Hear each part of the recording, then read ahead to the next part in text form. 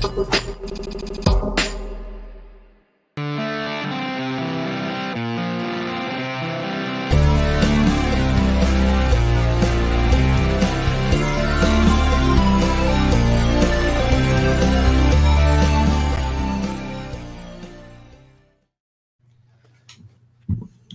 bloody Christmas. It is Christmas Eve, and fiery record store owner Tori Tooms just wants to get drunk and party until the robotic Santa Claus at a nearby toy store goes haywire and makes her night more than a little complicated. That Santa Claus begins a rampant killing spree through the neon-drenched snowscape against a backdrop of drugs, sex, metal, and violence, ultimately forcing Tori into a blood-splattered battle for survival against the ruthless heavy metal Saint Nick himself. Merry Christmas, everybody. My name is Jim here at The Scare Guy, where we talk about everything that's kind of scary fun. I have my co-host Luke with us. Introduce yourself, Luke. Hey, what's up, everybody? Cheeseman here, one of the founding members of thescareguy.com and also screenwriter. That's right. We are screenwriter, not writer. We are your screenwriter. And speaking of which, we have the writer and director, Joe Begos, today. You might know him from The Mind's Eye, Bliss, or the really popular VFW. He joins us today to talk about his latest Christmas, Bloody Christmas. Welcome to the show today, Joe. How's it going?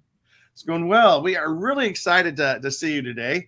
I really love the light design you got going on there. It kind of reminds me of the movie we just watched. So, hey, Joe, if you don't mind, just kind of we're going to just start out talking about you and your background. If you can just tell us a little bit about your background, the kind of movies that you've done, and where folks might have seen you before.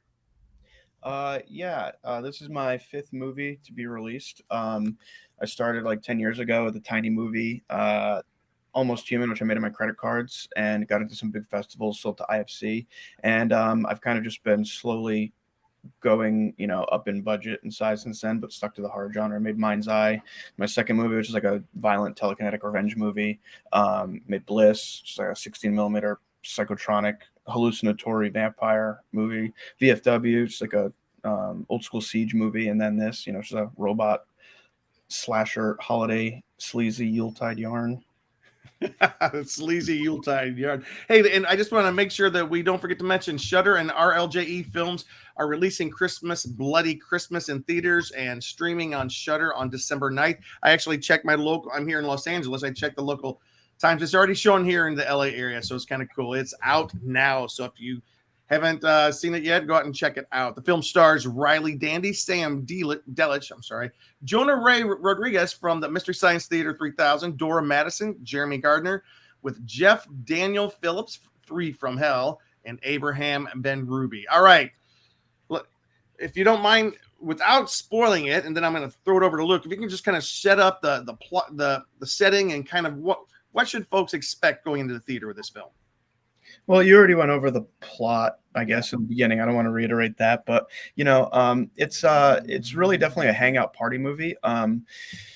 Characters is very much anti-Christmas. I don't have a family. Well, I don't have a family of my own. I'm not married with kids or anything like that. So I spend a lot of Christmas, just partying with my friends and getting fucked up. Although that friend group is slowly dwindling as they all get their own families. But I kind of wanted to make, when I started approaching the Christmas movie, I wanted to approach it in a way that like I hadn't seen before, and somebody that was like something that was coming from me or the type of people I hang out with, the way that I usually spend Christmas.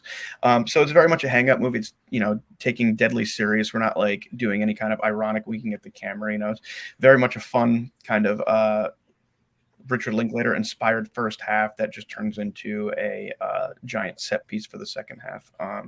So yeah, I think it's best seen, with large groups of people. If you're going to watch it at home, definitely have some bourbon or drink of choice with you, and kind of just go along for the ride. It's what we built it for. All right, Cheeseman.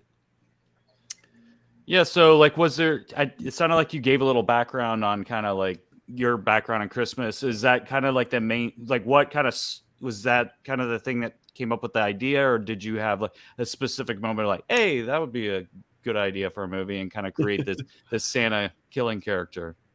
Well, I always wanted to do a Christmas horror movie just because I like the aesthetics, like the way that it's automatically snowy with a lot of colored lights. A lot of Christmas stuff is at night. Yeah. So just the aesthetics themselves lend itself to like a cool feeling for a horror movie. And the reason that I came up with this is actually approached to do a Silent Night, Deadly Night remake, and I wanted to come up with something that's different than the original because I really like the iconography of the original. I like the cover art, I like the title, but like it never really lived up to what you thought it was going to be. And I still revisit it every year just because there's such a dearth of holiday horror movies. But when I got approached to pitch on a remake of that, I usually am not one to want to do that. I like to do original horror movies, but I thought that was one that could benefit from a remake, especially if the title alone was going to get the movie financed. But I just wanted to come up with something out of left field because I didn't want to remake the first movie. I just wanted to use the title to get some financing. So I came up with this, and the producers were like, "This is too far from the original. The fan base is not going to be happy." And it's like, motherfucker, I'm the fan base, and I'm telling you that I don't give a fuck about the story, but whatever. And then COVID hit, and I was kind of sitting around bored, and I was like, you know what? Maybe they're right. It is pretty original in a way. It's not that story. So I adapted it into a script pretty quick. I had a pretty thorough treatment, and it got financed like surprisingly fast. At twice the budget that they had told me they were going to make the Silent Night remake for. So I was like almost not forced, but like I came up with it out of that, like wasn't an organic thing, although I liked the idea so much that I got excited about it and continued to pursue it after they turned it down. And thank God, because I'd much rather have a original movie with twice the budget than a remake tied to with half the budget. That's awesome. So when did you start on the project? Like the idea to this point now?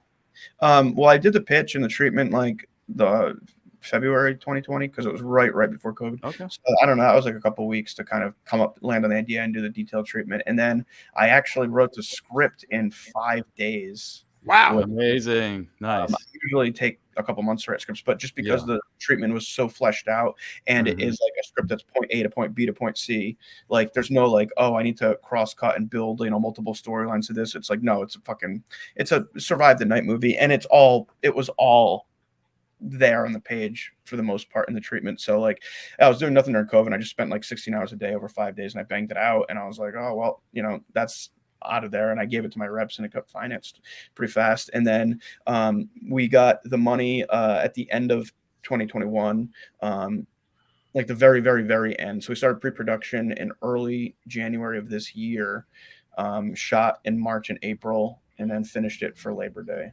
So it's a pretty accelerated schedule, but we wanted to get it out for Christmas.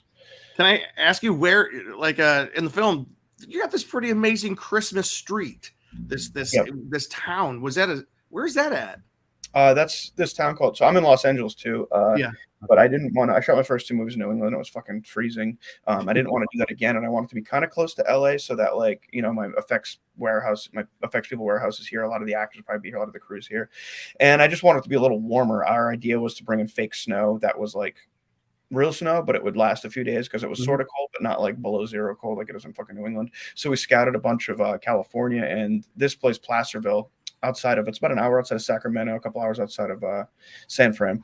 We landed there, and I was looking around, and I'm like, fuck, it's like I wrote the script for this town. I've never even been here. And we ended up talking to the film commission, and they were super cool with us coming and doing it. And the cool thing is like that town literally shuts down at 7. There's like no movies have really been shot there. So like they thought it was cool to do a movie there. And because the town shut down at 7, like it literally became our own personal backlot. Like, I mean, that we added all that Christmas shit that's on the street. And it's like we found an empty shell that was going to be our police station, empty shell for our toy store, or the toy store was there, but we built it up, an empty shell for the bar, an empty shell for the record store. And like this, street was our backlot. It's like, oh, well, I can walk, and they're all within 800 feet of each other. So like I could walk to all the locations, check in on them, and we have the street, and I'm just, it's me and my 30 crew members walking around at night in this closed down street, like literally as our backlot. So it was really cool. Nice. Now, was there different, movies that kind of, inspired, or maybe you paid a little homage to? Again, we said we haven't like quite got through all that. We got a little behind on some things, but like, like Gremlins or Child's Play or different things you might have kind of mixed together or were inspirations to you? Oh, I can't believe you guys haven't even seen the robot stuff yet. No. We've seen some of that.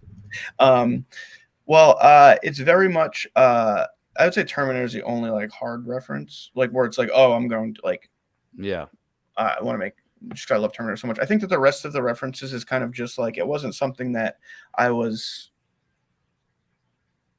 reaching for, but I think they just subconsciously came to me because I've watched all these movies so long, and I am like genuinely a fan of all this stuff, and I watch it all the Yeah. time. So there's a lot of stuff, like in my previous movies, like for instance, Bliss was very inspired by Abel Ferrara and Gaspar Noé and shit like that, and there were techniques and styles that I love that I brought into like that movie or VFW that became part of almost my filmmaking arsenal or the way that I liked to do things or set things up. So like coming into this movie, I wouldn't say it's necessarily inspired by Abel Ferrara or anything like that, but the fact that that inspired me for earlier movies, like subconsciously, it's like, oh, now that kind of like little thing or flourish that I like to do that I took for something else now built its way into this movie. So it's kind of like an agglomeration of lots of things that I'm influenced by or I like or I want to try or like makes me, oh man, oh, that sounds cool. Like each movie, I kind of try something different, but I bring along those things to the next movie. So with each subsequent movie, I feel like there's a lot more influences kind of jammed together, but not so much where I'm like, I'm going to make, you know what I mean? If that makes sense. But yeah, this one mainly was just like, well, I'm going to do my Terminator thing, but I have to, like when we built the robot design for the final act. I would watch Terminator anything. You mix in any element with Terminator, I'm in. So, yeah, amazing. That's exactly mine. That's why I was like, with the Silent Night Deadly Night, I'm like, well, how about it's Silent Night Deadly Night, but with a Terminator? Yeah. You got excited about it. So, if you don't mind, tell us a little bit about your main character, Tori Tooms, who is played by Riley Dandy. Strong character, but also, I don't want to tell us about her and like her background and why is she perfect for this role that you put her in? Well, Tori Tooms is essentially me, I guess, so to speak. A lot of me in there. Thankfully the partners at RLJ and Shutter, our financiers, they let us do the movie non-cast contingent, so like we didn't have to reach out to a name to help sell the movie and like reach out to somebody who doesn't want it and offer them a bunch of money. I was able to cast the movie how I wanted, or people who were perfect for the role. And a lot of the secondary roles I wrote for certain people, but like for the two leads, I very much wanted to find people I wasn't familiar with and find people who were correct because the dialogue is so specific and it could come off really bad if the dialogue, if the actors aren't inhabiting it perfectly. And she was just so good in the auditions, like the Pet Sematary 2 monologue is one of the audition pieces we did because that's very near and dear to my heart, and she sold me on that very much so. And then like as I started getting further in the process, I like riffing a lot, so I'd have the actors riff, and her and Sam would start riffing stuff that sounded like I should have or I would have written it, which was very appealing to me. So it was kind of all that stuff came together, and I was like, oh, she's perfect for this. And then the kicker was, I was so convinced that she is like a huge Van Halen and Soundgarden and Pet Sematary 2 fan. And then after I cast her in the movie, I found out that she had not seen any of those movies, hadn't really listened to any of those bands, didn't know any of the references. But so it's like even more so the fact that she was able to sell that. Yeah. Knowing that stuff is like a testament to how good she is an actress. And then when she got the role, she actually did go back and watch all that stuff. So, the poor girl who's not really into horror movies. Listen to that music and all that. Pet Sematary 2 and Blair Witch 2 and this 20-hour playlist I sent her, but very seriously, and I think nice. that shows through. You don't hear a lot of people say talk about Blair Witch 2. Maybe it's an underrated film, but yeah, good. That's awesome. Hey, let me ask you this, just about her, and then I'll throw it back over to Luke. First of all, does she kiss her mama with that mouth? I tell you what, she's Kevin Smith has nothing on her. But I'm speaking to like the grittiness of this and the tone of it. Can you talk about the tone of your movie? Because it's not, it's not a happy-go-lucky film so much. It has an overwhelming, like the characters have a loneliness to them that kind of really adds to what's happening here. Just if you could talk about that for a second. Yeah, I mean, the language was the profanity was there in the script, but there was definitely a lot added by the actors. And I think I wasn't suggesting that she was that was her. I'm talking about her character. Yeah. Oh, okay. Well, I think that just comes from like I said, the character's kind of me, and I think that I just happen to probably swear more than the normal person without even thinking about it. I think it's because like I don't have kids around me ever, or I don't know, I guess I never grew up past being a teenager, as a lot of reviews will suggest, but growing up boring. I think that because they were around me, that it just became like a thing, like that, it became ingrained in them, hanging around with me and my friends for 2 months, in this tiny town. They became an extension of me. And she actually said that after she got back from shooting, one of her nieces, I think, was commented on the fact that she has an extreme potty mouth now. So I think that it like naturally rubbed off on her. Yeah. life. Yeah. Jeez. Make Christmas more fun, I guess. Yeah. So yeah, tell us a little more about the other. Like, that's pretty cool that you got to be very like direct on the casting that you wanted. Can you talk a little bit more about the other people you casted and why? And like when you're writing, were you writing for specific people that you already kind of knew or had access to? Yeah, all the secondary characters are people that I'm friends with or have worked with before. Like I think almost every single secondary character, besides Sam and Riley, they're the only ones I've never worked with or hadn't hung out with before. So I always try to do that. I try to build up my stable of actors, but I don't want like the same person to star in every movie. Yeah, right. Maybe eventually it'll work out, but like it's nice to have a stable of actors who like you can write roles for, and then you have that shorthand on set with them. If you can write a role for somebody that and it makes the writing of that role better, and then it makes them be able to pull that role off more. And then if like you have a shorthand or they have shorthand with other actors, so I definitely try to build an ensemble, bringing in new people each time. So the Riley and Sam will definitely be in future movies of mine, joining the circus. Can I ask you? And this is kind of a nosy question, I guess. But like, what level of freedom did you have, like on the level of violence, the level of storytelling, how you wanted to take it, where you want to set it, or did you have like notes from the studio that said, "Oh, hold it back a little bit. This will make it a harder sell." If we, I'm always curious about like how directors work with the studios. I had 0 notes. I was able to do whatever the fuck I wanted. They got the script as was. And part of the deal was they were buying that script. They let me cast who I want, shoot where I want. No, never on set, never checked in. Though I assure you, this is not the norm. And a lot of my friends told me that every single movie, because that's how every single movie's been. The VFW aside, I did have a boss on that, which is unfortunate, but I won't do that again. But they trusted me, and I delivered, which I think is the main thing. But yeah, like it was actually pretty crazy, and our line producer just didn't understand that. He kept thinking that the sword was going to come down, the guillotine was going to come down. But yeah, I mean, and yeah, they trusted me, and every choice you see in the movie is mine. So if there's something that somebody doesn't like, I can't put the blame on anybody but myself. And that's the way that I like it. So I'm a little spoiled now too. It's just a decent sized budget. A lot of people don't get that level of freedom on smaller budgets. Dude, even big director, not big directors. I like major blockbuster directors don't have that level of freedom. I tell you what, that's awesome to hear. Yeah, that's why I don't really want to do blockbusters either. And it's also, I think it's just a way that the studio system works. You coming into something. So like, this is nothing against any of these companies, but like, say like New Line or somebody like that bought this script and they're like, we're going to make it for 20 million. I think that it still would have needed to be like, even just content wise, like cut, like, maybe neutered a little bit, but also like the action probably would have bring down. The movie would have felt smaller. Yeah. And I think that's just the way that the studio prototypes are. And like, I came up from a type of background and a very specific time where I was able to learn everything myself. And, I think that with technology and where it's at and all that, like there's room for filmmakers like me, because there's other ones out there to like, really come in and maybe do some smaller studio movies that feel a lot bigger. And hopefully that'll turn kind of like the 70s, I love it. So we are kind of coming up towards bumping up against the end of the interview. Luke, what final question do you have? What was it like working with Jeff Daniel Phillips? He's been in a lot of stuff like Agents of S.H.I.E.L.D., Westworld, and a lot of Rob Zombie stuff. Like what was it like directing him? It was awesome. I think that it took him.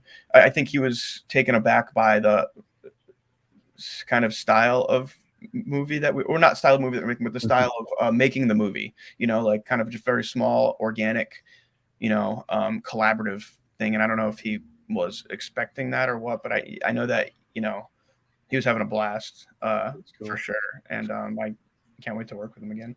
All right, we are down to our last 20 seconds here. My last question is, I don't want to assume that I know how you feel about Christmas, so I'm going to ask you, Do you like Christmas? And what's your Christmas message to the viewers who are interested in watching your film? I can give or take Christmas. I don't really care. Like I said, I don't have a family, so it's just another day to me. And depending on what I got going on, it's kind of annoying that everything shuts down. But I would say to anybody who's going to watch Christmas Bloody Christmas, definitely get a group of friends together, or go to the theater. I hope, because we're actually coming out in a few hundred theaters, and I mean, it'd be a big deal if this movie makes any sort of dent theatrically, for movies like that coming out. But if you're going to watch it at home on Shudder or VOD, get some people together and definitely have some booze flowing, because it is a hangout party fun type of movie. Awesome. What's the booze of choice for this movie? Jameson. Jameson. All right. right. Choice, I guess, but Jameson's my go-to. Joe Begos is the director of brand new film Christmas Bloody Christmas. It's being released by Shudder and RLJE Films right now in theaters. Go see it in theaters, and it'll also be streaming later on Shudder in December. Joe, thank you so much for joining us today. We appreciate your time, and best of luck. We can't wait to see what else you got coming up in the future. But right now, go see this Christmas film. Cool. Thank you, man. All right. Bye-bye.